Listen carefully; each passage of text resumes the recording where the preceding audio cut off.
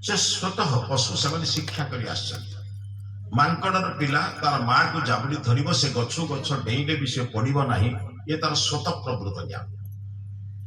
किंतु मनुष्य समाज में सबुठ श्रेष्ठ प्राणी बोली आम कहूँ परमात्मा परमुखापेक्षी बा शैक्षणिक प्राणी भाव में गठन कर मनुष्य जन्म बेले जन्मना जायते शूद्र अर्थ सुचम द्रवती अज्ञान किसी जानी न थाए से जन्म हुए माँ बापा तक जो संस्कार दियंती से संस्कार से संस्कार युक्त हुए माँ बापा ओडिया शिखुत कहते से ओडिया शुणे ओडिया कहे कहे जो तेलुगु कहे तेलुगु शुण जो चित्र देखिए से चित्र भी से देख घरे जो जो कार्य हो लक्ष्य कर से शैक्षणिक प्राणी से देख मो बापा बापा को प्रणाम कर छोट पिला हेले जाई जाई ता बापा को प्रणाम कर से देख मो माँ मो जेजेमा को प्रणाम कर छोट पिलाटे से झील हो पुओ हो छोट पिलाटे परिश्रम कर चेष्टा कर प्रणाम कर ये शैक्षणिक प्राणी मनुष्य से मनीष शिक्षा दरकार मनीष सत्संग दरकार विद्यालय दरकार शिक्षा साहस जे सब विभिन्न प्रकार जो प्रयोग करा केवल मनीष संसार में कहुई मनीष हवा पड़े आपण मैंने मनीष तो जन्म हो वेद सुंदर मंत्रटी अच्छी तंतुम तंबम रजसा भानुमन्नी शेष मंत्र शेष कहुई मनोर्भव जनया दैव्यम जम तमें मनीष हुआ और सारा संसार को गोटे सुंदर संतान टे दियो दीटा काम आम भल मनीष टे हवा एवं आमर संतान संतति को मनीष भल मनीष कर समाज अर्पण कर बहुत लोग आप कहते आप भावे आम जो मनुष्य शरीर पाई शरीर रे मनुष्य मनुष्य को शरीर रू कह जाए निरुक्त शास्त्र में कहला मत्वा कर्मणि सिद्ध्यति मनुष्य विचार पूर्वक जो कर्म में प्रवेश करे ताकू कहते मनुष्य प्रत्येक कर्म को विचार पूर्वक कर दूर ठीक केते दूर भूल या समाज पाई केते हितकर समाज पाई केते अहितकर मु जो कार्य करुछि ताहा मो पाई भल हो पारे किंतु समाज पाई भल तो एगुड़िक विचार करे जे ताकू कहते मनुष्य किंतु पशु के विचार करे परंपरागत कार्य से करे परंपरा भाव में कार्य करे से भल मंद विचार कर पारे आम सब चिंतन करवा भल मनीष लक्षण कौन जानवा दरकार प्रथम कथा हूँ बापा माँ माने संस्कारित नखेले आमको भल संस्कार मिलिबो नाही समाज ईश्वर संपर्क धर्म संपर्क अनेक मतवाद आम समस्ते जिते लोक ये बस आम मान ध्येय एक नुहे गोटे शशुरर अन्न खाइबे गोटे शशुरर छात तले रहिबे किंतु तीन बहु जदि हेतु तीन मनकर प्रार्थना अलग किए को बाबा भक्त किए को ठाकुर भक्त किए को स्वामी जी भक्त ताले ईश्वर जदि एक जदि शब्दटा आपण मान कहे मो पाई ईश्वर तो एक मुझे जानी ईश्वर एक तांकर क्रिया मध्य अनंत आम जानूँ सब ताले ईश्वर नाम आज विभेद कहीं धर्म नाम आम विभक्त कहीं परमात्मा किसी धर्म अलग करना परमात्मा के मनुष्य को कौन मनुष्य को तीन हाथ चारिटी हाथ देना समस्त को दुईटी हाथ दे समस्त को दुईटी हाथ गोटे ग्लास पानी समस्त को गोटे दुईटी हाथ दुईटी पाद गोटे नासा दुईटी आखि जहाँ गोटे मनुष्य आकृति समस्त को समान दे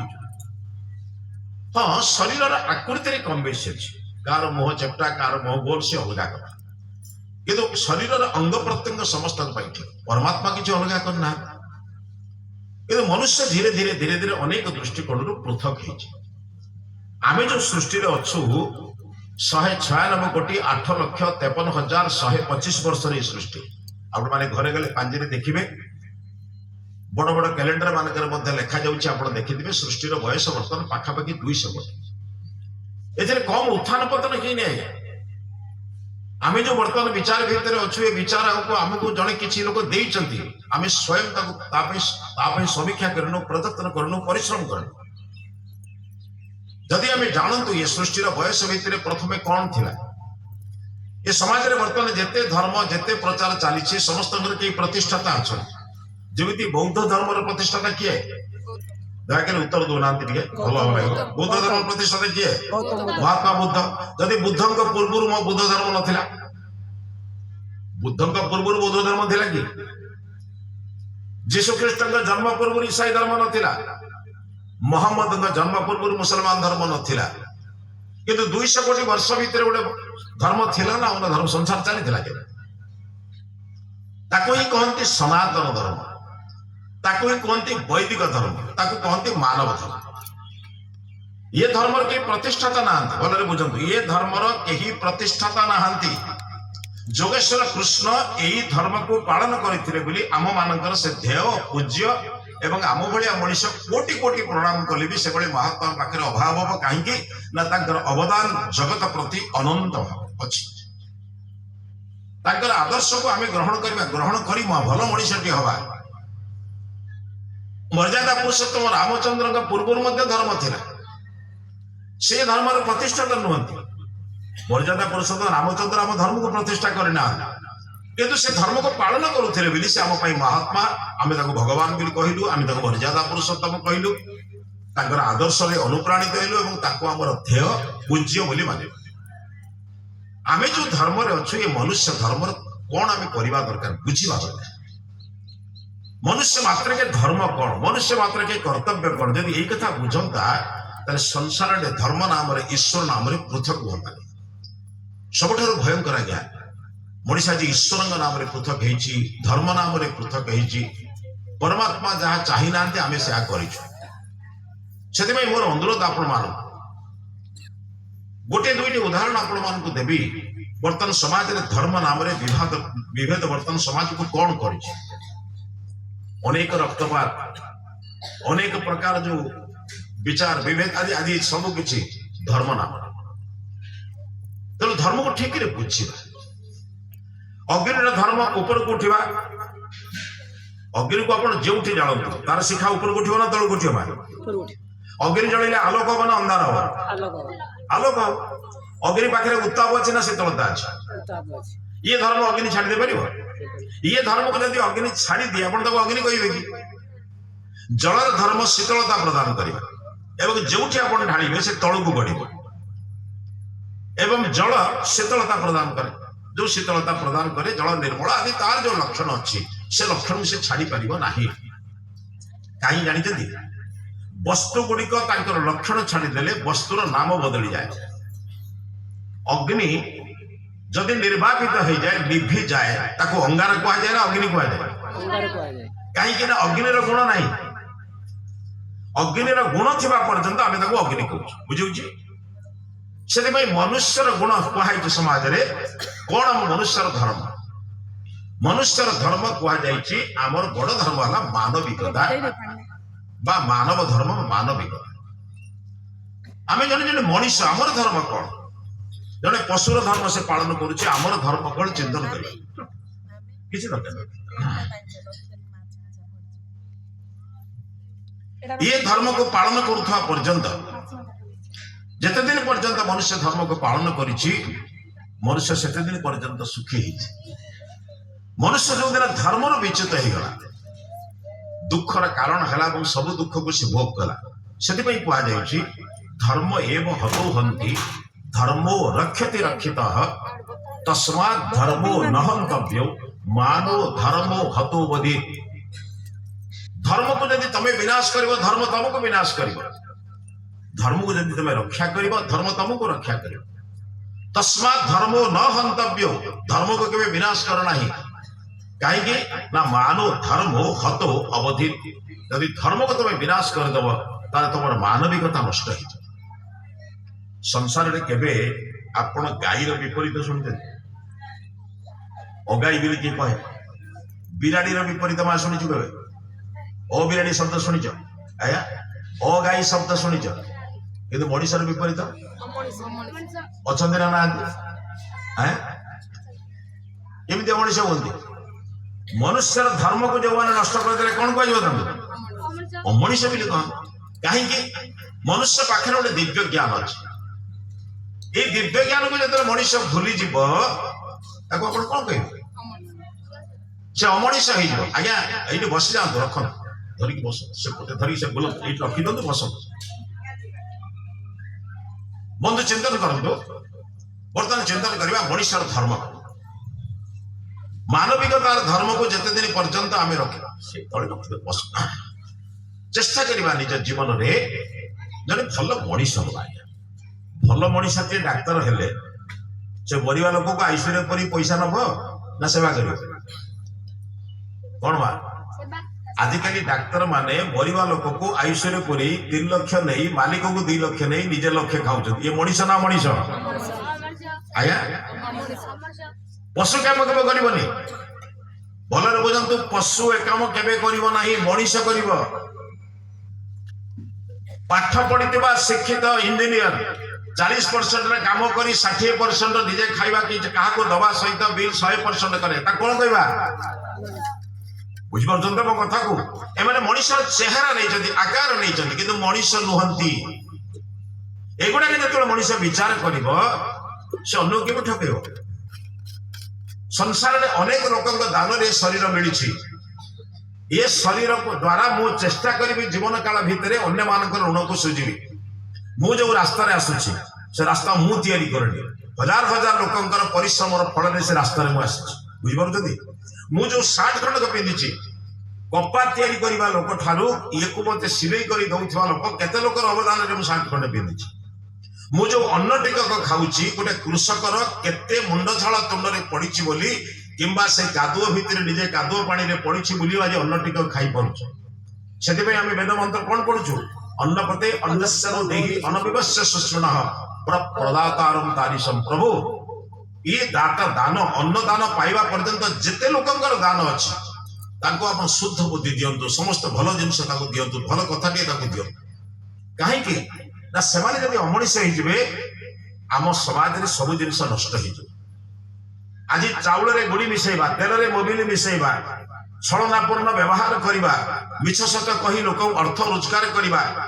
ଏସବୁ ମଣିଷ ମାନଙ୍କ ଦ୍ୱାରା ହଉଛି ନା ପଶୁ ମାନଙ୍କ ଦ୍ୱାରା ହଉଛି? କେବେ ଦେଖିଛନ୍ତି ପଡିଛି ପଶୁ ଏ କାମ କରିଛି କେବେ? ସେଥିପାଇଁ କହିଲେ ତମେ ଆଜ୍ଞା ମଣିଷ ହୁଅ। ମଣିଷ କଣ ନା ମତ୍ୱା କର୍ମଣି ସିଦ୍ଧତି, ବିଚାର ପୂର୍ବକ ଯେ କର୍ମ ପ୍ରବେଶ କରେ। ମୁଁ ଯଦି ଖରାପ ଚାଉଳ ଖାଇବି ମୋର କ୍ଷତି ହବ, କିନ୍ତୁ ମୁଁ ଯଦି ଚାଉଳରେ ଗୁଡ଼ି ମିଶେଇ ସମାଜରେ ବିକ୍ରି କରିବି ଅନେକ ଲୋକଙ୍କର କ୍ଷତି ହବ। ଅନେକ ଲୋକଙ୍କର କ୍ଷତିର ଦାୟୀ ମୁଁ ହେବି, କର୍ମର ଫଳ ମତେ ଭୋଗ କରିବାକୁ ପଡିବ। ତାହେଲେ ମୁଁ କାହିଁକି କାମ କରିବି? ନିଜେ ବିଚାର କରି ତାକୁ କୁହନ୍ତି ମଣିଷ। ଜଣେ ରାଜାଙ୍କର ପାଖ ରାଜାଙ୍କର କୀର୍ତ୍ତିକୁ ଦେଖି ତାଙ୍କ ଭିତରେ ଈର୍ଷା ସୃଷ୍ଟି ହେଲା। 2ଟି ପାଖ ପାଖ ରାଜ୍ୟ, ଗୋଟିଏ ରାଜ୍ୟର ରାଜା ଅନ୍ୟ ଜଣେ ପାଖ ରାଜ୍ୟର ପ୍ରଶଂସା, ତାର ଗୌରବ, ତାଙ୍କ ପ୍ରତିଷ୍ଠା, ତାଙ୍କର ପ୍ରଜା ପାଳନ ଏକୁ ଦେଖିଲା ପରେ ତାଙ୍କ ଭିତରେ ଈର୍ଷା ସୃଷ୍ଟି ହେଲା। ଈର୍ଷା ସୃଷ୍ଟି ହେଲା ପରେ ସେ ଭାବିଲେ ଏ ରାଜାଙ୍କୁ ନ ମାନିବା ପର୍ଯ୍ୟନ୍ତ ମୋର ପ୍ରତିଷ୍ଠା ହେଇପାରିବ ନାହିଁ। ବହୁ ପ୍ରକାର ଚେଷ୍ଟା କଲା ପରେ ମଧ୍ୟ କିନ୍ତୁ ହେଇପାରିଲା ନାହିଁ। ଶେଷରେ ଜଣେ ବୈଦ୍ୟକୁ ହାତ କଲା। ବୁଝୁଛନ୍ତି? ଏ ବୈଦ୍ୟକୁ ହାତ କଲେ ତମେ ଚେଷ୍ଟା କର, କିନ୍ତୁ ରାଜା ବଡ ଧାର୍ମିକ ଲୋକ, ସାଧୁ ସନ୍ଥ ବିଦ୍ୱାନ ଏମାନଙ୍କ ସହିତ ମଧ୍ୟ ସମ୍ପର୍କ ତାଙ୍କର ଅଛି। ପ୍ରତିଦିନ ଧ୍ୟାନ ତପସ୍ୟା ପୂଜା ପାଠ ମଧ୍ୟ କରନ୍ତି। ରାଜା ଧାର୍ମିକ ଆଧ୍ୟାତ୍ମିକ ବାତାବରଣ ଭିତରେ ଅଛନ୍ତି।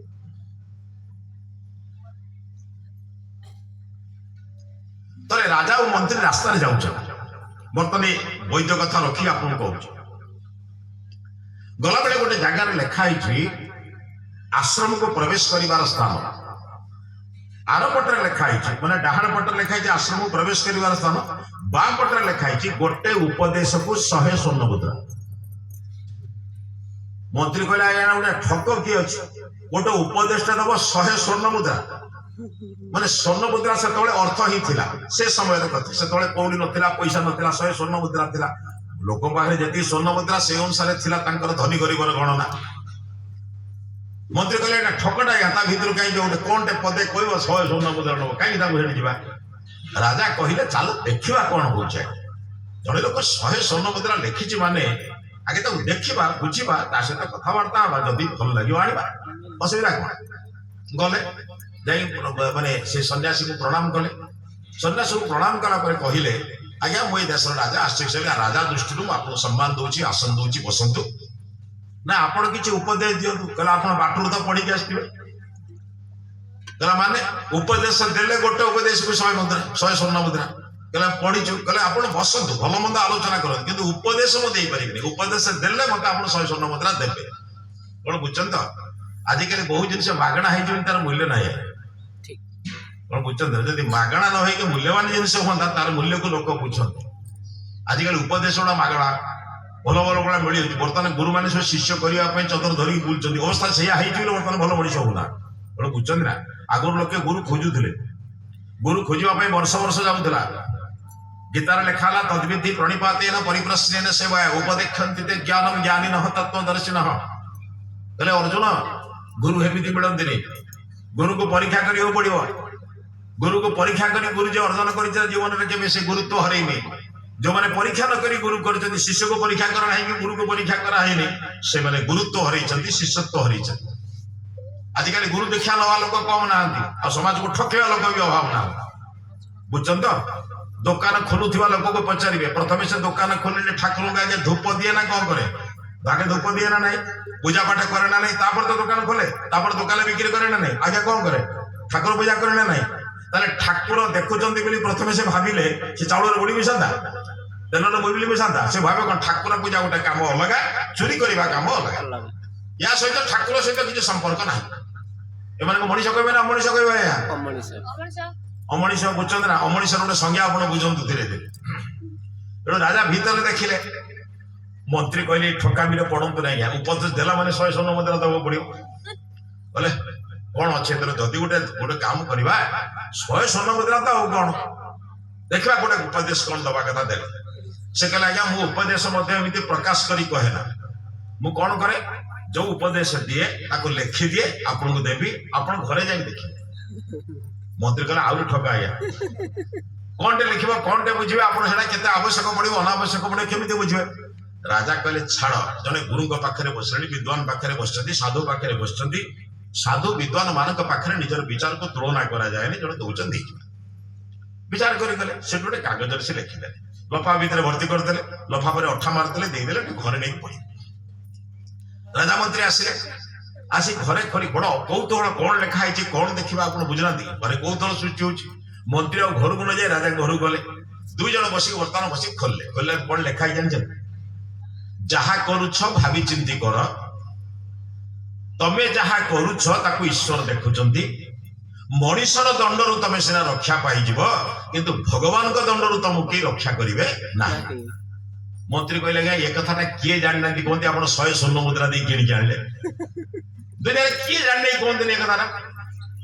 एटा तो समस्त जानिछनी साधु संत महात्मा समस्त कहते आप गोटे बेकार 100 स्वर्ण मुद्रा खर्च कर आनले राजा कहले मंत्री देख आम तो आनी सारे बर्तमान तो आम कौन ये जो आनिबा द्वारा ये उपदेशटा को जानी गोटे काम करिया जो उपदेशटा आम आनिले ताको बर्तमान आम प्रिंट करदबा बड़ बड़ पोस्टर छापिदबा सबू कॉलेज सबू ऑफिस सबू स्कूल सबू जेते कार्यालय अच्छी जेते जिलापाल कार्यालय आरंभ करी गाँव पंचायत सरपंच कार्यालय पर्यंत एवं सब स्कूल कॉलेज जो अच्छी मारदबा सब घरे मारदबा सब लोक सब बर्तमान जेते अच्छी क्लब जेते युवक संघ सबुठी मारदबा राजांकर आदेश हजार हजार छपाला गाँव सब ऑफिस भितर जेते अच्छे से राज्यर ऑफिस मान भीतर मारागला ताको मारिदेला पर सकाळू सब लोक कहले कहले राजा बोधे आम लांच मिछ को जानी गलन एक कथा कहि लेकिन कोन बुझती समस्त सतर्क है आउ के लांच मिछ नेलेनी तांग राज्य भलरे चलला एबे मूल पॉइंट को आसन जोडी छाड़ी थी राज्यर मूल पॉइंट जेतेबेले बर्तमान राज्य भलरे चलला प्रजा माने भलरे चलले के का को ठकेइले नहीं के का को मिछ कथा कहिले नहीं प्रशासक माने शासक मान जो माने प्रजा मान को ठीक भाव में शासन देले के कहा को मिछ कथा कहि ठकेबार मनोवृत्ति नेलनी राज्य भलरे चल राज्य भलरे चलिबा द्वारा पाख राजार लोक ईर्षान्वित हेले कहले ए भलिया राजा जदि रहिबो ताले हमर सम्मान किए दबो हमु के सम्मान करबो तो से चेष्टा कले मारिबा पई तापर से वैद्य को पठिले प्रसंग बुझी परछन तो वैद्य को पठिले कोन हिची सेही समय जाहु जोग हो जाहु गोटे केमती सेमती प्रसंग ठीक आसी राजांकर देह बल नथिला ताकू जने कर्मचारी को हाथ करी कौन कले कर्मचारी जन पठे वैद्य को पठेले कहते राजा को भल कर जाओ किंतु से वैद्यर उद्देश्य को कौन कहुई वैद्य को ना विषाक्त जिनस को धीरे धीरे जो स्लो पॉइजन कहते धीरे धीरे धीरे धीरे दे मासे पक्ष भितर 2 मास भीतर राजा को मारदेले मरीज सब घरे तो मरा है कथा कोटा से जो पोस्टर मरा है ରାଜାଙ୍କର ସେ ଯୋଉ ଘରେ ଶୋଉଛନ୍ତି ଶୟନ କକ୍ଷରେ ମରା ହେଇଛି। ବୈଦ୍ୟ ବର୍ତ୍ତମାନ ଗଲା ଔଷଧ ତିଆରି କଲା, ଔଷଧକୁ ହଲଉଛି। ହଲେଇଛି କାହିଁକି ନା ମିଶେଇବ, ପାଣି ସହିତ ଔଷଧକୁ ମିଶଉଛି ନା। ହଲେଇଲା ଭିତରେ ଲକ୍ଷ୍ୟ ପଡିଗଲା, ସେଇଟା ବଡ ଲକ୍ଷ୍ୟ ପଡିଗଲା। এই যে পোস্টারে କଣ ଲେଖା ହେଇଛି? ଯାହା କରୁଛ ଭାବି ଯେମିତି କର, ତମେ ଯାହା କରୁଛ ଈଶ୍ୱର ଦେଖୁଛନ୍ତି। ମଣିଷ ଦଣ୍ଡରୁ ସିନା ପାର ହବ, ଈଶ୍ୱର ଦଣ୍ଡରୁ ପାର ହେଇପାରିବ ନାହିଁ। ଆଉ ଦଣ୍ଡକୁ ତମକୁ କେହି ମୁକ୍ତ କରିପାରିବେ ନାହିଁ। ବୈଦ୍ୟଟା ଟିକେ ପାଠ ପଢିଛି ନା, ମୂର୍ଖଟେ ସେମିତି ଔଷଧଟାକୁ ହଲଉଛି, ଲକ୍ଷ୍ୟ ପଡିଗଲା। କହିଲା ଆରେ ସତ କଥା ତ, ମୁଁ ଏଇ ଯୋଉ ଧୀରେ ଧୀରେ ଧୀରେ ଧୀରେ ସ୍ଲୋ ପଏଜନ ଦେଇକି ରାଜାଙ୍କୁ ମାରିବି, ମାସେ 2 ମାସ ପରେ ରାଜା ମରିଯିବେ। ମରିଗଲା ପରେ କଣ ହବ? ପୋଷ୍ଟମର୍ଟମ ହବ। ପୋଷ୍ଟମର୍ଟମରେ କଣ ହବ? ଧରା ପଡିବ ଯେ ବିଷ ଦିଆ ହେଇଛି। ବିଷ ଦେଇଛି କିଏ? ମୁଁ ଧରା ପଡିବି। ଧରା ପଡିଲେ କଣ ହବ? ରାଜା ମତେ ଶୋଳିଦବ। ଆଉ ମୁଁ ତ ମରିବି, ବିଷ ଦେବି କାହିଁ? କଥାଟା ବୁଝ ନା, ମୁଁ ତ ମରିବି। ସେ ଧନ ସମ୍ପତ୍ତିର ଆବଶ୍ୟକତା କଣ? ସେଠୁ ଧରିଥିଲା ଔଷଧ ପକେଇଦେଲା, ଖୋବାଡ଼ି ଦେଲା। ରାଜା ଦେଖୁଛନ୍ତି, ରାଜା ସାଙ୍ଗେ ସାଙ୍ଗେ ମାରିଦେଲେ ଯୋଉ ତାଙ୍କର ଯୋଉ କଣ ଯୋଉ ଇମର୍ଜେନ୍ସି ବଲ୍ ଯୋଉଟା ରାଜା ମାରିଲେ, ଯୋଉ ସୈନ୍ୟ ସାମନ୍ତ ଦୌଡ଼ିଛି, ସମସ୍ତେ ଦୌଡ଼ିଲେ। ରାଜା କଣ ହେଲା? ଏଇ ବୈଦ୍ୟଟାକୁ ବାନ୍ଧିଲେ। ବୈଦ୍ୟଟାକୁ ବାନ୍ଧିଲେ। ତାପରେ ରାଜା ଔଷଧ ଦେଇ ଧୀରେ ଧୀରେ ପରେ ଭଲ ହେଲା ପରେ ତାକୁ ଜେଲରେ ରଖିଲେ। ତାକୁ ପଚାରିଲେ ତୁ କାହିଁକି ଏମିତି କରୁଥିଲୁ? କହିଲା ମତେ ପାଖ ଦେଶର ରାଜା ପଠେଇଥିଲେ ଆପଣଙ୍କୁ ମାରିବା ପାଇଁ। ମୁଁ ମାରିବା ଭିତରେ ଦେଖିଲା ପରେ ମୁଁ ଆପଣଙ୍କୁ ସେ କଥା କଲା ପରେ ବଞ୍ଚିଲି। ସେଠୁ ମନ୍ତ୍ରୀ ଡାକି କହିଲେ 100 ସ୍ୱର୍ଣ୍ଣ ମୁଦ୍ରା ବଡ ନା ଜୀବନଟା ବଡରେ? ମାଗଣା ଉପଦେଶ ଗୁଡା କାମ କରେନି। ସେ 100 ସ୍ୱର୍ଣ୍ଣ ମୁଦ୍ରା ଦେଇ କିଣିଥିଲେ ବି ସେଟା ଉପଦେଶ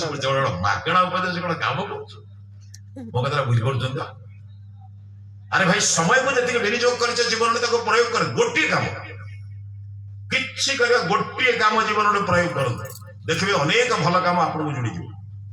ଗୋଟିଏ ମନ୍ଦ କାମ କରନ୍ତୁ, ଅନେକ ମନ୍ଦ କାମ ଯୋଡ଼ିଯିବ। ଜୀବନରେ ଅନେକ ଜିନିଷ ଏମିତି ଆମେ ବିଚାର କରୁନା କରୁ। ଆଚ୍ଛା ମା, ମୁଁ ଆପଣଙ୍କୁ ପଚାରୁଛି,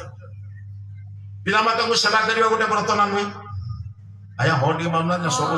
ଏଠି କଥା କହିଲେ ଘରେ କମ ପାଟି କରିବେ, ଏଠି ଯଦି କଥା ନ କହିବେ ଘରେ ଖାଲି ପାଟି କରିବେ। ଆଉ ତେଣୁ ଆପଣ ଯାହା ବିଚାର କରିବେ, ମୋର ଏଥିରେ କହିବାର ନାହିଁ। ମୋ କଥାଟା ବୁଝୁଛନ୍ତି ତ? ପିତାମାତାଙ୍କୁ ସେବା କରିବା ଗୋଟେ ବ୍ରତ ନା ନୁହେଁ? ନିଜର ସନ୍ତାନକୁ ସୁଶିକ୍ଷିତ, ଶୃଙ୍ଖଳିତ, ସଦାଚାରୀ କରିବା ବ୍ରତ ନା ନୁହେଁ? ଆଉ ଏ ବ୍ରତ କରାଯାଏ ନା ପିନ୍ଧାଯାଏ? ଆଜ୍ଞା ସମସ୍ତେ ପିନ୍ଧୁଛନ୍ତି କି? ଆମେ ତ ମନେ ବୁଝି ନେଇଛୁ, ଆମ ମନେ ମନେ ଆଉ ଆମେ ମନେ ମନେ ବୁଝି ନେଇଛୁ, ତାକୁ କିଛି ବୁଝିବା ଦରକାର ନାହିଁ। ବ୍ରତଟା ଆମର ବନ୍ଧା ପଡିବ ଯଦି କାମ କେହି କରିବା। ବ୍ରତ କରାଯାଏ ନା ବନ୍ଧାଯାଏ? ମା କୋଉ ଦିନ କରିବେ? ଆମର ବୟସ ତ ଆସିକି ଏତିକି ହେଲାଣି, କେବେ କରିବେ? ଏବେଠି ଆମର ଚିନ୍ତନ ନିଅନ୍ତୁ। ଆମକୁ ମଣିଷ ଯେହେତୁ ଶୈକ୍ଷଣିକ ପ୍ରାଣୀ, ପ୍ରତି ସମୟରେ ଅନ୍ୟର ଉପଦେଶ ଆବଶ୍ୟକ। ସେଥିପାଇଁ ପରମାତ୍ମା କେତେ ଦୟାଳୁ ଦେଖନ୍ତୁ, ମା ଗର୍ଭରେ ଥିଲା ବେଳେ ମାର ଚିନ୍ତନ ମଧ୍ୟ ପିଲାର ଚିନ୍ତନ ହେଇଯାଏ। ଆପଣ ଜାଣିଛନ୍ତି, ମା ଯଦି ଭିତରେ ଥାଇ ଚିନ୍ତନ କରିବି, ମୋ ସନ୍ତାନକୁ ଏମିତି କରିବି, ଏମିତି ଭଲ ସଦାଚାରୀ କରିବି, ତାକୁ ଜୀବନରେ ଏମିତି ଚିନ୍ତନ କରିବି, ତାର ପ୍ରଭାବ ପଡେ। ଆପଣ ତ ମହାଭାରତରେ ଜାଣିଛନ୍ତି, ଅଭିମନ୍ୟୁଙ୍କ ଉପରେ ଜାଣିଛନ୍ତି, ଏମିତି ଅନେକ ଜିନିଷ ତ ଆପଣ ଜାଣିଛନ୍ତି। ତେଣୁ ଶିକ୍ଷାଟା କୋଉଠୁ ମିଳେ? ମା ହଉଛି ପ୍ରଥମ ଗୁରୁ। ଆପଣ ଜାଣିଛନ୍ତି, ଦୁନିଆରେ ଏ ସଂସାରରେ ଯେତେ ତୁଳନା ଆପଣ କରିବେ, ସମସ୍ତଙ୍କ ଋଣ, ବାପା ମାଙ୍କ ଋଣ ତ ସୁଝି ହବନି, କିନ୍ତୁ ମାର ଋଣ କେବେ ସୁଝି ପାରିବେନି। ଭଲରେ ବୁଝ, ଦୁନିଆର ସମସ୍ତେ ବଡ, ହିମାଳୟ ପର୍ବତ ବଡ, ମୟୂର ସିଂହାସନ ବଡ, ଯାହା ଯାହା ଅଛି ତାଜମହଲ ତା ଦୃଷ୍ଟିରୁ ବଡ, ସମସ୍ତେ ସବୁ ଦୃଷ୍ଟିରୁ ବଡ, କି ମୋ ମା ମୋ ପାଇଁ 9 ମାସ 10 ଦିନ ବଡ। ଆରେ ଗର୍ଭରେ କିଏ ଧରିବ? ଆରେ ଜନ୍ମ ହେଲା ପରେ ସିନା ବଡ, କିନ୍ତୁ ବଞ୍ଚିଥିଲା ବେଳେ ଦୁନିଆରେ କିଏ ଗର୍ଭରେ ଧାରଣ କରିବ? ମା କଣ ବୁଝଛ କି? ବିଚରା ହତଭାଗା ଆମେ। ମାର ଯୌବନ ଯୋଉ ଦିନ ନଷ୍ଟ ହବ ସେଇଦିନ ସୃଷ୍ଟି। ଆମେ ଯେତେବେଳେ ଯୌବନରେ ହସ୍ତ ମାନେ ପହଞ୍ଚୁଛୁ, ସେତେବେଳେ ବୃଦ୍ଧା ମାକୁ କଷ୍ଟ ଦଉ। କଣ କହିବେ? ମଣିଷ କହିବେ ନା ମଣିଷ କହିବେ? ମୋ କଥାରେ ବିଚାର କରିପାରୁଛନ୍ତି, ସେତେବେଳେ ମା ହବ ଅଦରକାରୀ ହେଇଯାଉଛି। ଜୀବନରେ ଏଇଗୁଡିକ ବିଚାର କରିବା। ଜଣେ ବିଦ୍ୱାନ କହିଲେ ମୋ ପିଲାଟି ବେଳେ ମୁଁ ଖାଉଥିଲି, ଆମେ ସାଙ୍ଗରେ ଖାଉଛୁ ଭାଇ ଭଉଣୀ, ମତେ ଯୋଉ ତରକାରୀଟା ଭଲ ଲାଗୁଛି ମୁଁ ବାରମ୍ବାର ମାକୁ ମାଗୁଛି, ହୁଏ ନା ନାଇଁ? ଯୋଉ ତରକାରୀଟା ଆପଣ ଛୋଟ ପିଲା ଲକ୍ଷ୍ୟ କରିବେ, ଯୋଉଟା ଭଲ ଲାଗିବ ତାକୁ ମାକୁ ବାରମ୍ବାର ମାଗନ୍ତି ନା ନାଇଁ? ଭଉଣୀଟି ବଡ, ସେ 8-10 ବର୍ଷ ବଡ ଏଇ ଭାଇଠାରୁ, ସେ କହୁଛି ମୋ ଭାଗରୁ ବରଂ ନେଇଯା, ମାକୁ ମାଗନା। ୟା ସେ ତା ଭାଗରୁ ତରକାରୀଟା ଦଉଛି, କିଏ ଭଉଣୀ ଭାଇକୁ ଦଉଛି। ଇଏ ବୁଝିପାରୁନି, ମୁଁ ତ ମାକୁ ମାଗୁଛି, ଭଉଣୀ କାହିଁ ଦଉଛି? କଣ ବୁଝୁଛ କି? ମା କହୁଛି ନାଇଁ ଅଛି, କିନ୍ତୁ ଭଉଣୀ ପଛରେ ବୁଝେଇ ଦେଲା, ମା କେବେ ମନା କରେ ନାହିଁ, କାରଣ ତା ପାଇଁ ନାହିଁ। ବୁଝଛ କଥାକୁ? କିନ୍ତୁ ନାହିଁ ବୋଲି କେବେ ମା ପୁଅକୁ ମନା କରିନାହିଁ ଯେ ମୁଁ ଖାଇବାକୁ ଦେବିନି ବୋଲି। ବୁଝଛନ୍ତି ନା କଥାକୁ? एभली कार्य करुवा गोटे माँ को आमे जिते बयसर आधिक्य हुए से माँ को आमे भाग करू खाइबा को दियो ना जनवरी गोटे मास फेब्रुआरी गोटे मास करू एमानु जदि मनीष कहबा मनीष को नंदनकानन को जिबा कथाटा बुझछन तो अरे मनीष काहा कहंती ना मु जा ठारू पाइछि जीवन रे चेष्टा करिवि तांको किछि ऋण सुझी कि जीवि ऋण तो सुझी हबो नाही तथापि चेष्टा कर जीवन रे जानि छथि बा पिला माने बछ जानिछ जोड़िए काम तमर बेसी बड़ काम नुहे जी मते आनिछि मृत्यु पर्यंत तांको मारिबि नाही बुझेला के मते आनिछि बाबा मां सेमानको मृत्यु पर्यंत मारिबि नाही तांकर सेवा करिबि शुश्रूषा करिबि तांकर आदेश पालन करिबि तांकर जते जा आवश्यकता पूर्ण करे चेष्टा करिबि मु जो स्थिति रे अछि मु जहा को आनिछि मु जा को आनिछि माने मोर पुत्र कन्या एमानको अमनिष करिबि नै कुसंस्कारी करिबि नै असदाचारी करिबि नै अन्याय अत्याचारी करिबि नै या होछि जोड़िए काम बड़ काम किछि नुहे आपण केते ईश्वर उपासना कले न कले आते केते लक्ष गायत्री मंत्र जप कले किंबा केते व्रत उपासना कले ताहा आपण जीवन आध्यात्मिक जीवन को वृद्धि करि पारे किंतु नैतिक चरित्र को करबा पई मु जेउ मान ठनु पाइछि जीवन रे सेमानु के असम्मान करिबि नाही एक था को बारंबार बारंबार विचार करे मु सेहि पई कहूछि मनीष ही अमनीष ही पारे प्रथम धर्म कहले पिला माने पार्टी करछन्ते बंद करू हमर प्रथम धर्म हो हे प्रभु जीवन रे आपण तीन काम गोटे काम है मते जो माने संसार को आश्चर्य तांकु केबे अवहेला करिबि नाही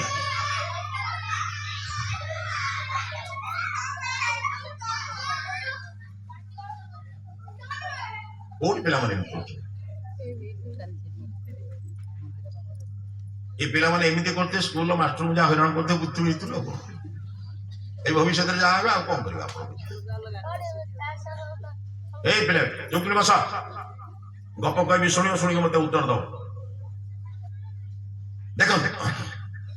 से कहगला तंतुम तन्वन रजसा भानुवन्वहि आस भाई आम बसवा तंतुम तन्वन ये प्रजातंत्र को आम बंद करवा नहीं मो बाप माँ मो ठार जमी आशा करी मते सृष्टि करिसेंती से भाभी मो वंश परंपरा को आगो बढ़ेबी मो पाखरे मोर संपत्ति एवं मोर संस्कार मोर परवर्ती पीढ़ी रक्षा कर बुझिपार गोटे संतान पाई माँ उजागर हो परिश्रम करी बापा कम दाम रे सार्ट पिंधि तुमको अधिक दाम रे सार्ट पिंधि बापा छिड़ा चप्पल कि तुम नुआ चप्पल कि आज पुणी प्रथमाष्टमी चिंता कर तुम भल सार्ट किणवा कष्ट हो दुख हो जंत्रणा हो तुम सबकि कर मूल उद्देश्य कौन मोर संपत्तिर सुरक्षा कर मो संस्कार सुरक्षा कर केवल संपत्तिर सुरक्षा नुहे मोर संस्कार मु जो धार्मिक कार्य बंची आसती प्रति संक्रांति रे अमावास्या रे के पूर्णिमा रे मो घरे यज्ञ होउतला कि प्रवचन होउतला कि गरीब लोक खाइबा को दिया जाउथिला कि वर्ष रे थरे मु दान पुण्य करूथिली मु चाली गला पर आम घरे सेउडा को बंद न हो ताहा मध्ये जेमिति परवर्ती पीढ़ी पाइबो से कथा चिंतन करा जाय एति भाई करथिले तो मु जदी चिंता को आपण कोंतु एई दीज कथाटा को जदी मो पिला माने न कले पिला मान ठारू सही आशा जदि मु करि परिबि नाही तले प्रजातंतु रहिला कि आपण जानि छथि तंत बुणा आजिकल आपण देखिथिबे कि नहीं जानने बहु जगह रे जोटी तंत बुणा अछि आपण देखिथिबे गोटे सूता पाख को आउटे सूता देई तंतु बाय जतबळे बुणे आपण जानि छथि सूता को सूता लागेला भितरे तारी भितरे चित्र होई जाय तारी भितरे मिसि जाय ता भितरे गोटे वस्त्र तयारी हो जाय ये परंपरा से मो बापा माँ ठार मु शिखिली मु जाको शिखिली मो पुत्र कन्या मान को शिखेली मो परिवार मान को शिखेली से पु को शिखेली ये प्रजातंतु चली आको जदि मु तन्वन ताको जदि विस्तार न करी मु जहाँ मिली जदि अधिकार न करी जानी बा दुनियार संसार में सब लोग चाहती अन्य मानकर उन्नति देखिले ईर्षा करते पड़िशा घर उन्नति देखिले जदि तुम जड़े सांगर उन्नति देखिब व्यवसायी व्यवसाय उन्नति देखिब ईर्षा करिब ना ईर्षा करबनी आया किंतु जड़े बढ़िले आउ जड़े खुशी हुए सी हूँ बापा बापाटी चाहे मो पुओ मो ठारू बड़ हो ईर्षा करे ना श्रद्धा करे दुनियार समस्ते तांके ठारू बड़ होतिबा लोक को ईर्षा करंती किंतु गोटे होची बापा से चाहे मो ठारू मो पुओ बड़ हो मो ठारू पुओ आउरी संस्कारी हो मो ठारू मो पुओ आउरी सदाचारी हो मो पुओ हो झियो मो पुओ झियो माने श्रद्धा बुझिबने केवल पुओ पाई कहीं ना तंतु को तनु माने तनु विस्तार धा माने विस्तार धा मु जहा कर से आगर अधिका करिवो मु सेतबेले मोर अभाव थिला मु कष्ट रे जणे लोक खाइबा को दउथिले मो पुत्र रोजगार कला मो पुत्र समर्थ हैला से आउ 10 जण गरीब लोक खाइबा को देले बापा कहइबो एइटा ही मो पई तर्पण हे गला मरी गला परे को पानी टेकिले तर्पण हुएनी जीवित पिता माता को तृप्त करिवा माने होचे तर्पण बापा केउथिरे तृप्त हेबे मां केउथिरे तृप्त हेबे ताको ही तृप्ति करिवा को कहा जाय तर्पण मां किछि दान करिवो कि मां कोठी खाइबो कि कोठी के जीव कि जो पिला बारंबार बारंबार पचाउ थाए अर्थ मां तू अतृप्त हो ना मु तते तृप्त करिबे ताको ही तर्पण कहा जाय श्रद्धा पूर्वक भोजन दबा श्रद्धा पूर्वक चेष्टा करिवा आजिकाली बहु लोक माने सेवा करूचंदी सासु बहु माने सेवा करूचंदी को माने सेवा करूचंदी किंतु विरक्ति अश्रद्धा रे घृणा रे तार फल विपरीत हो जीवो से को श्रद्धा पूर्वक सेवा करबा को ही श्राद्ध को है बुझ परचंदी ये सब जिंस को बुझिबा बड़ कष्टकर बहु धर्म करजो आमे किंतु हमर जो मूल धर्म मनीषर धर्म को पालन एबे मार्गशीर मास जान छ आया आपण मान सब गुरुवार दिन सब मानवसा ओसा करथुए आया हमारे उठे डर मटी आपण करथुए ना नहीं मानवसा उषा जेतोळे बरलाल दास लिखिले तांकर तीनटा उद्देश्य थिला मु आपन नित्यकर्म कथा कहूची देखो मानवसा उषा लिखिबार तीनटा उद्देश्य थिला जानिछथि प्रथम उद्देश्य होची गुरुजन मान को सम्मान द्वितीय उद्देश्य होची नारी मातृ जातिर सम्मान तृतीय उद्देश्य होची जाति प्रथार विलय उदाहरण बुझंतु लक्ष्मी चंडाल घर को जाई मंदिर को प्रवेश कले बलराम जगन्नाथ को कहले जगन्नाथ तो स्त्री चंडाल घर को जाई मंदिर को प्रवेश करुछि तो स्त्री को बुझा जदि चंडाल घर को मंदिर को आसी जदि मंदिर को आसी चंडाल घर जीवन बुझले कि जगन्नाथ स्त्री सपक्ष रे पदे कहिजन से गीत को पढ़ला बेले जाननांती लक्ष्मी परी भारी जा मिलिया बड़ कष्ट कर कहिजन ना नहीं आया किंतु ता सत्वे बड़ भाई कथा रहिला ना जगन्नाथ कथा रहिला बोलो बड़ भाई जो घरे बड़ भाई को बापा भाया सम्मान दियंती बापार कथा रहे से घर केबे विभाजन हबनी हजार वर्ष कले कौन हम सर बसेले खीर खाइले एतरे हबो बड़ भाई जहा कहबो बड़ भाई बापा सहित समान बापा जहा कहबो गुरुजन जहा कहबो ताको अक्षर अक्षर मान देबी भूल कहले भल कहले भल कहले से गुरुजन पारिबे से प्रथम मानना कोन आया जारी गुरुवार उषा कर देले हबो नंबर 2 समाज को शिक्षा दिया गला भगवान आम जेतर जगन्नाथ लक्ष्मी को बाहर कर देला परे की कष्ट पाइले बाली ताती गला खई उड़ी गला बलिया जळलानी तार अर्थ बुझेले समाज रे नारी मान को अत्याचार कले जेड़े बड़ लोक हेले भी दंड पाए जदि भाई मनु कहिले जत्र नार्यस्त पूज्यन्ते रमन्ते तत्र देवता जत्री तास्तु न पूज्यन्ते सर्वा तत्र फलाक्रिया जो घरे मातृजातिर सम्मान करा जाए जो देश रे मातृजाति को सम्मान करा जाए से घरे सब कार्य सफल हुए जत्री तास्तु न पूज्यन्ते जो घरे जो राष्ट्र रे नारी मान को असम्मान करा जाए सर्वा तत्र फलाक्रिया सब क्रिया से विफल एजमे मातृजातिर सम्मान पाई गोटे शिक्षा दिया गला जे जगन्नाथ हेले भी मध्य बड़भद्र हेले भी मध्य मातृजातिर असम्मान करुवा दृष्टि से की कष्ट पाइले आमे चेष्टा करिबा आम घरे आम मातृजाति आम स्त्री को आम मां को मो आमे एमान को असम्मान करिबा नाही बड़ विचित्र लागे आइ बेले बेले भाबे आज्ञा केमिति मनुष्य ए सब कथा विचार करि पारुछ आज्ञा आजिकाली मनुष्य गोटे काम करुछि वर्तमान भाबुछि सबू छाड़ बाप छाड़ा माँ छाड़ा भाई छाड़ा बंधु छाड़ा सांग छाड़ा ग्राम छाड़ा छाड़ी जड़े तुम घर को आसला तुम सम्मान दबा ना सम्मान कर सम्मान तो जहाँ मिलूँ बुझ बुझे सब बड़ कथा हूँ बर्तमान दाम करा मो पुओ को मुझे पैसा बिकी पारि दुख लगे आज्ञा मनुष्य समाज कौ दिन बदल कौ दिन ये विचार बदल जो मुझे जो दिन भावी जड़े लोक मो घर को आसूची राणी भाया ताको स्वीकार करी मो घरे मोर प्रजातंतु को से बढ़ेब मोर पुत्र कन्या मान को आगू को नब मोर वंश को से आगू को बढ़ेब मुझे साम्राज्ञी भली आनी जानते वेदरे कहुई साम्राज्ञी शशुरे भव साम्राज्ञी उतशुश्रूषु से कौन बहुटे घर को आसिले प्रथम बंदापना करा जाए देखिए बंदापना बिना कौन बहु को घर को अणाई बंदापना क्या करा जाए राणी मानू जो माने साम्राज्ञी बा जो माने सम्राट समाज रे जो माने विज्ञ माने अत्यंत विज्ञ महिला से सम्मान दिया विचार धीरे धीरे धीरे धीरे मनीष मनीष आड़की जाऊँ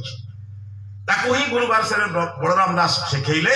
मातृ जातिर असम्मान कले जगन्नाथ बड़िया लोक जे सारा जगत को चलांती तांकू एई कष्ट पड़ला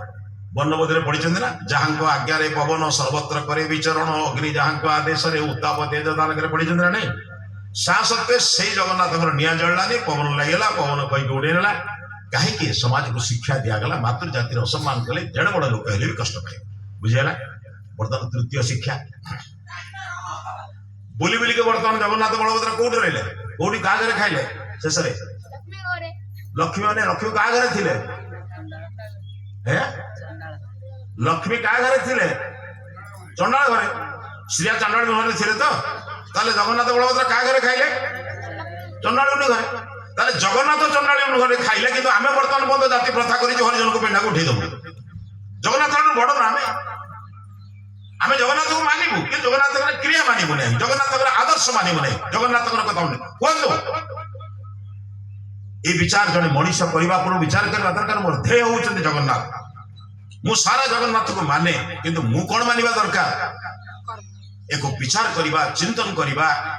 ये होउछि समाज रे विभिन्न प्रकार सामाजिक कार्यक्रम को बंचेवा पई बहु महात्मा महापुरुष व्रत उपवास नारा हमको दैछ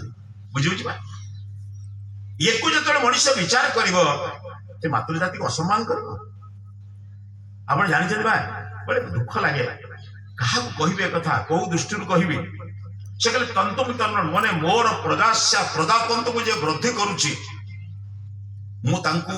केबे भाबे हम जानि छथि वैदिक विवाह आपण माने देखिछथि कि नाही कहिने जो माने आर्य समाज विवाह दे देखिथिबे से गोटे सप्तपदी अछि सप्तपदी अछि से एक पदी हो सामंग अनुरोध हम छाणु सवा शेष पद सप्तम पद रे कहै सखे सप्तपदी भव सामांग अनुव्रता हव विस्तृष्टा नहित पुत्र बिंदा वही वंशते संतु जरदष्टय से मंत्र को अर्थ करवा समय बहुत समय लगे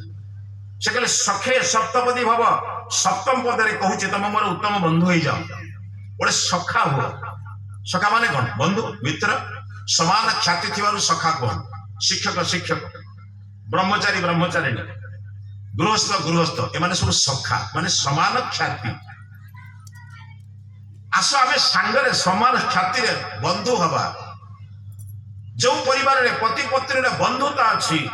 से परिवार को विभाजन कर दो आपण जानजती पति पत्नी भितरे जेतबे एक मन एक विचार आसीबो से परिवार भितरे रामकृष्ण सृष्टि हेबे काई जानिजती मो मां जदी कौशल्या हबो मो बापा जदी दशरथ हबो रामकर भाव रहइबो बड़ विचित्र भावना आमर आम घरे राम जन्म हेबे किंतु मु कौशल्या हेबे नै जे मो स्वामी दशरथ हबनी मु देवकी हेबी नै मो स्वामी वसुदेव हबनी आम घरे कृष्ण जन्म हेबे ये जीजाबाई हेबे शिवाजी आसीबे विचित्र भावना आमर तापय हमको तैयारी होबा पड़िबो यदि समाज रे आपन संतान को परिवर्तन करिया पे चाहुचंती ताहले आगे प्रथमे निजे बदलंतु से प्रजार संपत्ति को बढ़ेगा पिला बंद करतु ए समय देखातुनि आमको बर्तमान कौन करिया प्रजार संपत्ति को तंतु को तन्नन आमको बर्तमान तंतु को बढ़ेबा पड़िबो किंतु केमिति रजसा भानुवन्नुहि जीवन में गोटे काम कर भानुवन्नुहि भानु शब्द अर्थ को सूर्य बोली कहे भानु शब्द अर्थ आम लौकिक अर्थ सूर्य किंतु भानु शब्द एक आक्षरिक वैदिक अर्थ अच्छे भा माने होचे तेज भा माने होचे माने प्रतिभा भा माने होचे माने जो विभिन्न प्रकार सम्मान तेज दीप्ति एक सब भाग भारे रत बोली हम देशना भारत भा अनु जोठी ज्ञान अच्छी जोठी प्रतिभा अच्छी जोठी सम्मान अच्छी जोठी संस्कार अच्छी ताको अनुकरण क्या को अनुकरण करबा भल को अनुकरण करबा ना मंद को अनुकरण करबा आया आमे वर्तमान कोन करूछु जे को बाटरे तू वर्तमान पाइलु आमे सही कथा वर्तमान अनुप्राणित होउछि से कहले भानु अनुहि समाज रे जो माने त्याग करचंदी समाज जो माने बलिदान करचंदी समाज को जो माने बंची रखचंदी समानकर आदर्श रे अनुप्राणित हुआ आपण जानि जनिबा वर्तमान पर्यंत गां गां रे कीर्तन चालुछि दुईटी कथा हरे कृष्ण हरे राम राम कृष्णकर आदर्श को वर्तमान पर्यंत आमे धरिकी बसछु किंतु रामकृष्णकर जीवन आम जीवन को केते प्रभावित करिछि गोटे छुटिया उदाहरण आपको दे आगू जी मोर चिंतन आप करुच्ची राति पाई रामचंद्र वन को जाए माने राजा ही था निष्पत्ति होगा आप जानते आउता पूर्व टे बुझ विद्वान लोक मैंने बस दिने दशरथ मुंड कुंडा बेले दर्पण देखिले गोटे केश पाची गुरु को जाई कहले गुरुदेव मोर बर्तमान वानप्रस्थ जीवन बयस हो गला मोर 50 बयस टपीगला तो बुझे कि झील झील जो जन बस कहल 49-50 पर संख्या के एका एकावन ना एका घर से 51 लोक मैंने कौन अच्छा भागवत पढ़ से कहले बयस तृतीय प्रापते तेज चढ़ वन पथे बर्तमान से सब कथा ना तेनाली समाज बिगड़ार बहुत कारण अच्छी बर्तमान से विषय आलोचना नुहे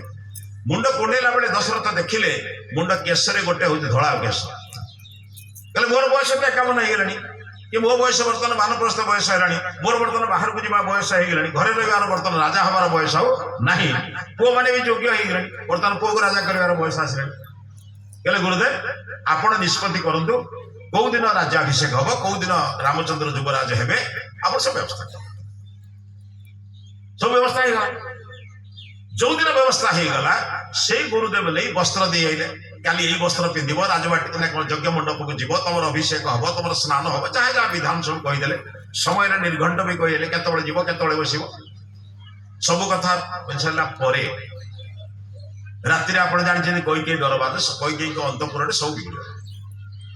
कैकेयी अंतपुर जहाँ तार सब विपरीत क्रिया सब हो बुझे आप जहाँ आप जानते समस्ते से कहले मोर बहुत दिन से 2टा बर था से बर को तुम मत बर्तमान दिए छाड़ से तो आप जानते मोर अधिक कहवा दरकार नहीं जिते चेष्टा कले दशरथ कौन सी बाटे कैकेयी मानिले ना सिद्धांत है रामचंद्र वन को जी भरत राजा हम पछ कथा से पछ कथा भरत राजा से मागिं भरत तो मामू घर था प्रात काल निजर प्रिय पुत्र को वन को जावाई कहवा कष्ट है बापाटे केमी कह बाप निज पुओ कह क्या कहले गुरु को डाकिले वशिष्ठ को डाकी कहले गुरुदेव रामचंद्र को कहे जाते से वन को जीव गुरु हेले भी गुरुंकर शिष्य माने पुत्र सहित समान ना नुहे पुणी रामचंद्र को अति भल पाते क्या शस्त्र विद्वान शास्त्र विद्वान तेणु केमी कहे न कहले उपाय नहीं राजा आदेश पड़ी गुरु हिसाब से कहू पड़ो गुरु को जो देखिले रामचंद्र देखुं राम भावुं बोध हुए मोर समय किसी व्यतिक्रम हो गुरु मत सतर्क कर सी के जानवे से कहले गुरुदेव आप व्यस्त हमें जो समय जहाँ कहते मुझे अक्षर अक्षर पालन करी अत्यंत कंठ आर्द्र कंठ माने कौन गुरु से भाविले कौन करवा 14 वर्ष छोटिया कथा नुहे दिन अदे वन को जाऊने 14 वर्ष पर्यंत प्रिय शिष्य को देखी पारे बाप पुओ को देखी पारे पुओ बापू को देखी पारे गुरु शिष्य को देखी पारे शिष्य गुरु को देखी पारे तो अत्यंत आर्द्र कंठरे कहले रामचंद्र बापा आदेश बदली जाइछि वाक्यटा एतिकी कौन बदली कहना बापा आदेश बदली जाइछि वाल्मीकि रामायण पढ़ु पाखापाखि मोर विश्वास 27 कि 16 पाखापाखि मोर मन पड़ुनी रामचंद्र कहले गुरुदेव बापा आदेश बदली जाइछि आपण भी क्षीण कंठरे कहते कहीं बापा जहाँ आदेश देवे बापा आदेश देले मु कौन करी पर्वतर शिखर लंफ प्रदान करी जलुवा अग्नि भितर प्रवेश करी हलाहल विषपान करी आदेश देले मस्तक छेदन कर बापा चरण तले दे पारी बापा आदेश दे बुझन तो आज कीर्तन करुवा लोक को पचार आपण परिवार में निज पुओ को कही काली सकाल ते 10 लाख देवी तो व्यवसाय करू सका कहे तत्व मुझे देवी नहीं मु भावुँ मुंड रही कीर्तन कर रामकृष्ण आदेश को कर्तन करुवा लोकर कीर्तन कर क्यों अधिकार अच्छे ये हूँ आम मान विचार करने दरकार मो रामकर आदर्श के अनुप्राणित आप जानते जो रामचंद्र को कहले खीर गुरु कहले राम बापा कही ते वन को जाऊ पड़ो कौ कारण कहीं कहले एत कथा कहना दरकार कहले गुरुदेव आप निश्चिंत रहो बापा कही राजा हाँ बापा कहले वन को जावाई भाई कौन अच्छी चिंता कर कहले रामायण आलोचना हो कहूँ से नारी मान माँ मान कथा बुझंतु आजिकल माँ मान यज्ञ पैता पिंधा कले स्त्री लोक मैंने पैता पिंधु ना बड़ विचित्र कथा ये किसी पुरोहित आचार्य मैंने कहते स्त्री लोक मैंने पैता पिंधि पारे रामायण में स्पष्ट लिखाई जिते रामचंद्र जाई मां को देखा करिया बोले मां को माने ज्येष्ठा मां निजर मां तीन मां भितर बड़ मां किए कौशल्या पुणी निजर मां बण को गला बेले तो मां को अनुमति नहीं जीवे मां को प्रणाम करी जीवे मां को प्रणाम करने को मां को घर को पूजा उपासना स्थल को गले प्रातः काल रे कौशल्या उपासना करते से भी जानना कहीं एटा कैकेयी अंतपुर रे प्रातः काल कथा राति रे राजा महाराज माने सेतल को बहु विवाह करथले समस्त अंतपुर पृथक थे से राजा महाराज सेतल समय जहाँ थिला प्रातः काल रे गला को मां कौन करछंती पढ़ंतु अग्नि में ज्योतिष्म ददा अग्नि रे आहुति दउछंती यज्ञ पवित्र धरे गायत्री मंत्र पढ़ुछंती जतबेले देखिले मां यज्ञ पवित्र मंत्र पाठ को जप करूछंती एवं अग्नि रे आहुति दउछंती अपेक्षा कले पूजा सरला परे जे पूजा सरला परे काहे कि कौशल्या शीघ्र शीघ्र पूजा सरछंती कहना पुर अभिषेक देखिबे वो राजा हम ना वो मां खुशी लगी देखिले राम ठिया कहले राम तमें कौन यज्ञ मंडप को न जाए ये कौन पुणी ये वेश कौन ये वेश पिंधुଛନ୍ତି रामचंद्र बण को जीवार वेश बनचारी वेश ये वेश कौन संगे संगे रामचंद्र कहले बापांकर आदेश बदली जाइछि कौन बदली कहवा पूर्व कहले बापांकर आदेश बदली कौशल्या कहले बापा आदेश बदलाई पारिबे नाही मु तांकर अर्धांगिनी मते न पचारी से बदलाई पारिबे नाही कारण मो अर्धांगिनी से अर्धांग एकुटिया केमिति निष्पत्ति नेबे आया आपण को घरे पचारि से एकुटिया निष्पत्ति नदे ना आपण मो पचारु आया अरे भाई के पूछ संगे संगे रामचंद्र कहले मां एथिरे मध्यमा मांकर स्वीकृति अछि के मझिया मां कैकेयींकर स्वीकृति अछि कौशल्या कहले ताहाले निर्द्वंद रे जाओ किंतु मां को प्रणाम करी बापा का आशीर्वाद नहीं सान मां का आशीर्वाद नहीं निज पुओ को बण को पठाउछंती किंतु मां कहछि से भी तमर मां ना मु भी जेबी तमर मां से तमर मां ना नुहे मो स्वामी कर तीन स्त्री समस्त समान अधिकार अच्छी मु जन जमी मां से भी मां जदि गोटे मां अनुमति देछि तेणु तुम जीवार किसी आपत्ति ना भारतीय संस्कृति को राम संस्कृति को राम राज्य कथा चिंता करता बेले अच्छी बर्तमान नारी मान से सम्मान बर्तमान कहीं अर्धांग अर्धांगी लोग परस्पर भितर विचार कर अनेक कथा अच्छे आज्ञा तापर बण करे से बड़ कथा करे से रामचंद्र मोर कहवा अच्छे रजसा भानु मंदिकी सब बड़े सत्यर मार्ग अनुसरण कर असत्यर मार्ग अनुसरण करना असत्यर मार्ग रे क्षणिक लाभ भाई किंतु सत्यर मार्ग रे सदा लाभ सही कथा को कहले नचिकेता को कहले आचार्य जम आपण माने के सोचै दउछि कठोपनिषद तृतीय प्रश्न उत्तर प्रथम प्रश्न बापांकर क्रोध जीव द्वितीय प्रश्न जीव तृतीय प्रश्न उत्तर कहले नचिकेता कहला बोला आज्ञा मु आपण ठारू आत्मज्ञान तीनटा वर शेष कथा होचे आत्मज्ञान मरीगला पर आत्मार गति कथा पचारू सत्यर मार्ग असत्यर मार्ग केमिति आपण देखत आचार्य जम कहले नचिकेता तते मु कोटि कोटि संपत्ति दउछि केते सुंदर रमणी दउछि सुना रूपा हीरा नीला सब किछि दउछि भोग करिवार जावतीय पदार्थ तते मु दउछि किंतु सब मरण मा अनुप्राक्षी मृत्यु पर कोन हुए कथा मत पचा कोन बुझछन तो गोटे पटरे प्रचुर संपत्ति भोगर सामग्री आर पटरे मृत्युर रहस्य खोजिबा पचार आपण पिला को पचा वर्तमान पिला को कहबा गोटे पटरे लाख टंका रखिबा आ गोटे पटरे गीतार ज्ञान रखिबा पिला तू का को मजबूर क गीतार ज्ञान रहो ना लाख टंका रहो कोड नबरी विचार कर तो धन बड़ ना ज्ञान बड़ ज्ञान बुझियल तो भलो सुंदर कथा बोलछो ज्ञान द्वारा धन अर्जन करा जाए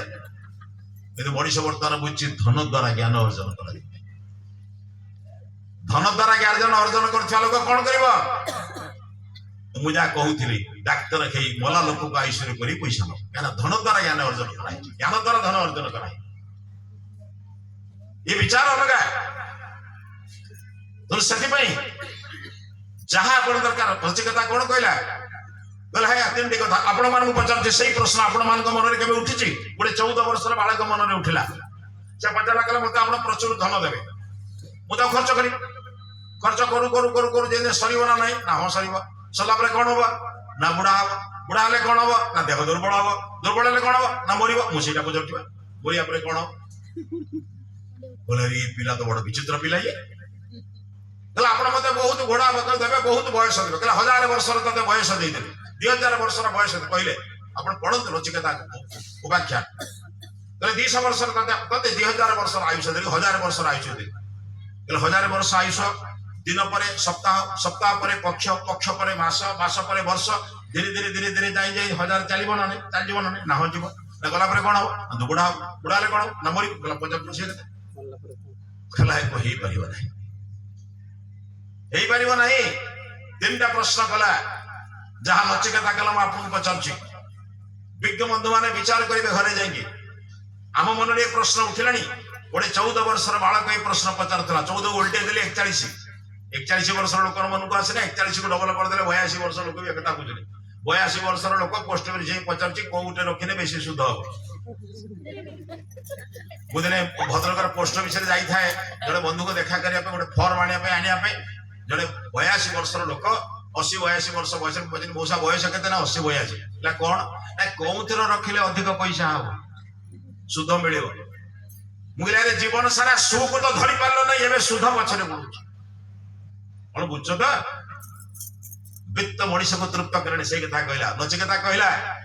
हे आचार्य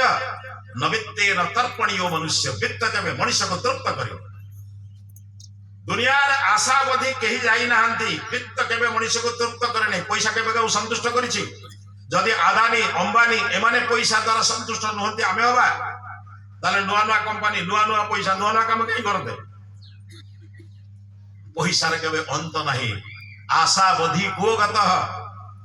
महात्मा भर्तृहरि कहले एको बेष्टि शतम शतम च सहस्रम जे टंका जाइछि से 10 टंका खोजुछि 10 टंका वाला 100 खोजुछि 100 वाला 1000 खोजुछि 1000 वाला लक्ष खोजुछि लक्ष वाला कोटी खोजुछि आशावधी को गत संसार रे आशा शेष को किए जाइछि आशार केबे शेष अछि महात्मा भर्तृहरि गोटे सुंदर कथा कहले सब बदे गोटे प्रकार मद पी की माता कहले कोन मद कहले समस्त ते पिउनांती आज काली एबे सिना होते अधिक संख्या हे गेलानी कि सेतल तो नथिला महात्मा भर्तृहरि कथा से मद नुहे आदित्य से गता गत रह रह संखीयते जीवनम प्रत्येक दिन सूर्य उदय होची अस्त होची कौन कहूची बाबूरे तो जीवन रे गोटे दिन गला ना बढ़िला आमे कहूछु बढ़ला ना मो 5 वर्ष हेतला 6 वर्ष ना कम मिला आओ से कहले आदित्य से गता गत रह रह संखीयते जीवनम जीवन संक्षिप्त ही आसुची जीवन टा कमी कमी जाउची ना बढ़ी बढ़ी जाउची बा बुझ परछन त आमे कहूछु कोठ व्यापारी बहुकर्म गुरु भारवी गाढ़ो भी न ज्ञाय एते व्यापार बढ़ेछु एते कर्म बढ़ेछु त केतले समय जाउची हम जानि पड़ कोन बुझछन त मनीषा पैसा रोजगार करूची कोन पाई भल रे गंडे खाइबो भल रे टिके सोइबो बर्तन खाइबा निद्रा को त्याग करी पैसा रोजगार करूची कोन बुझछन मनीषा करूची ना पशु कथा करियो ये केबे पशु काम करू जे आनंद रे सोइबा आपण आनंद रे सुजे मात्र देखिबा आपण चिंतन करे भाबी परिबे नै जरूर पचाली ओभर ड्यूटी बोले ओभर ड्यूटी कला गंडे अधिक पैसा मिले अरे अधिक पैसा मिले तू जो निद्रा को छाड़िलो भोजन को छाड़िलो तादर रोग हो जतिक पैसा ओभर रे आनी थु ताको पैसा बर्तन एम्स रे बड़ बड़ हॉस्पिटल मान कर देई साइला पर सुदमळ गला पर तापर जाई ए संसार विदान रही परिबो ना परमात्मा के ज्ञान बड़ होत से कहले एते कर्म बढ़ेछु जे काल केतोळे जाउछि जणा पडु नै रात काल सायं काल सब देउनी पचरछि आया सकाळ उठिबा फोन टा धर्म पाइला धन पाइ सत्य कहबे यज्ञ मंडप रे बसिछ सकाळु प्रथम फोन टा धन पाइ ना धर्म पाइ आया बुझी पड़ते तो सकाळु प्रातः काल रे उठिला बेले भगवान गोटे धन्यवाद दियंतु प्रभु राति रे मु सोईथिली जतबेले मु सोईछि बिली जानि नै ठीक ना बोले आपण सोईछथि बिली जानि छथि जतबेले जानि नाहति सतबेले सोईछथि माने मोर मु जानि मो वस्त्र किमिति पडिछि हाथ किमिति पडि जानथि आपण राति रे मरि जाइथिले मरि का सारा किछि गंडगोल करथांती अभिमान करथांती अभियोग करथांती आज सकाळ मते प्रभु बंचैछि आज दिनटी कहार ईश्वर करना मोर आज मते सकाळ प्रभु बंचै देला का दयारे बंचिछि आज दिनटा ईश्वर काम करिवि ना मु धन काम करिवि जदि मनीष प्रातः काल रे उठी कोंता प्रातः किनि प्रातः इंद्रम हवामहे प्रातः मित्रा वरुणा प्रातः सिना सही अग्नि इंद्र परमात्मा प्रार्थना करी कहछि प्रभु आज दिनटी आपण मते देइछथि उपहार स्वरूप